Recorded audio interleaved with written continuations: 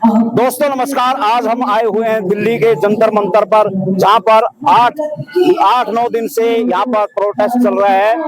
जो धर्मेंद्र प्रधान है उनका इस्तीफा मांग रहे हैं। जो स्टूडेंट हैं, जो पेपर लीक हुए हैं, इसके विषय पर यहाँ पर धरना दिया जा रहा है। 8-9 दिन हो गए धरने पे।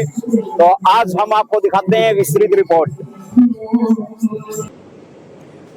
काकरोच जनता पार्टी का 10वें दिन में आज धरना प्रदर्शन चल रहा है।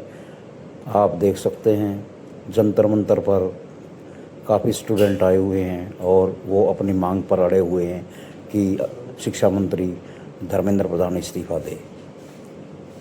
आपको दिखाते हैं, यहाँ पर मिलवाते हैं लोगों से कि वो क्या कह रहे हैं, स्टूडेंट क्या कह रहे हैं।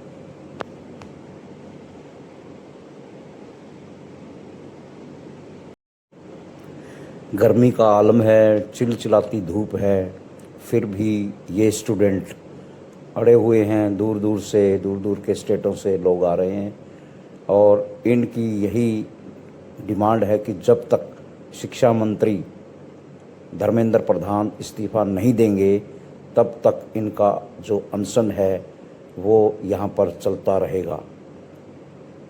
अब देखने वाली बात ये है कि ये लोग कब तक इस धरने को चलाएंगे, कब तक इस भीषण गर्मी के अंदर क्या ये टिक पाएंगे, कुछ कहा नहीं जा सकता। लेकिन यहाँ पर सभी बच्चों में जोश मिला, सभी जोश के साथ बोले कि हम बिल्कुल अडिग हैं और जब तक इस्तीफा नहीं हो जाता तब तक हम यहाँ से उठने वाले नहीं हैं। और सोनम वांगचुक भी स्टेज पर बैठे हुए हैं, ये भी लगातार अनशन पर बैठे हुए हैं, भूख हड़ताल पे बैठे हुए हैं। वापस आने के बाद मैंने जो लिखा था वो यहाँ तक कि सोनम सर ने भी नहीं सुना है जो आज मैं बोलने जा रही हूँ। और अगर लाइफ में एक अच्छा टीचर मिलता है ना तो आप बहुत कहीं से भी कहीं पहुंच सकते हैं। इसलिए जो लोग भी यहाँ पे हैं, बच्चों, जो भी बच्चे हैं, आज छोटे हैं कल बड़े बनेंगे, कल वो अपनी जगह पे पहुंचेंगे, कल वो शिक्षक बनेंगे। लेकिन सबसे जरूरी है सीखना। अपने बच्चों को इस आंदोलन में लेके आए, उसका हिस्सा बनाएं। केवल माँ बाप के आने से काम नहीं चलेगा, हर एक का आना जरूरी है। तो अब ये है, अब लोग घर बैठे सोशल मीडिया पर देशभक्त और देशद्रोही लिख रहे हैं, जो खुद आज तक लद्दाख नहीं गए भी तो होंगे। लेह में रहकर पेंगोंग लेक में बस कार और बाइक से लद्दाख घूमने की ख्वाहिश पूरी की होगी, ऑल इज वेल करने के लिए। तो मान लीजिए आपने रत्ती भर भी लद्दाख नहीं देखा है। आपको कोई हक नहीं है कि आप किसी भी एक इंसान को झट से देशभक्त और देशद्रोही बोल बैठे। कोई ऑप्शन का सवाल ही नहीं है।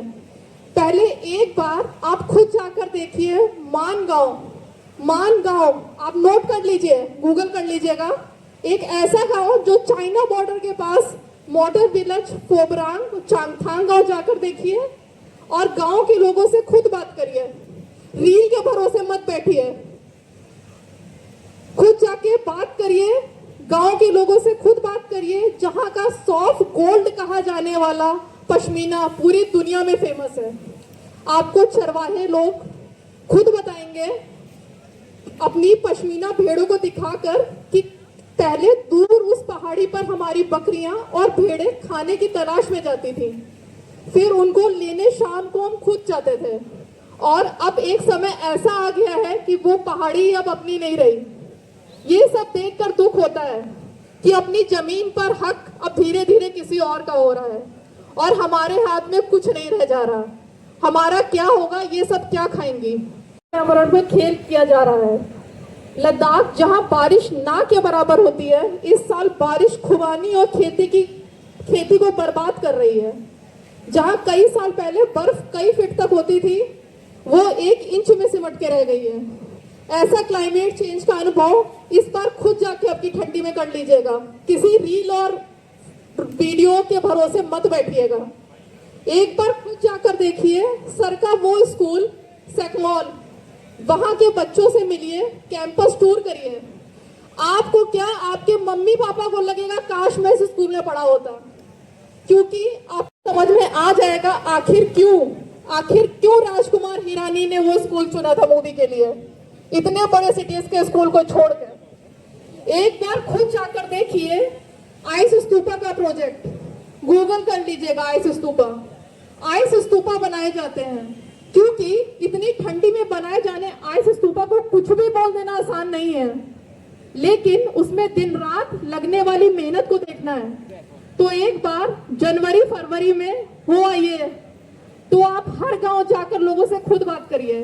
जिस गांव में स्तूपा बनाए जाते हैं, जिसमें कि सर का खुद का एक इंस्टीट्यूट है हयाल हिमालय, और बाकी सर के बारे में इतना कहना है, पूरा 1 साल लद्दाख में रहने के बाद मेरा खुद का अनुभव कहता है, जो कि अब 1.5 साल का अनुभव हो गया है, जब ये लिखा था तो 1 साल का अनुभव था, कि अगर आप हर वो इनोवेशन जब खुद की नजर से देखेंगे ना, तो आप वापस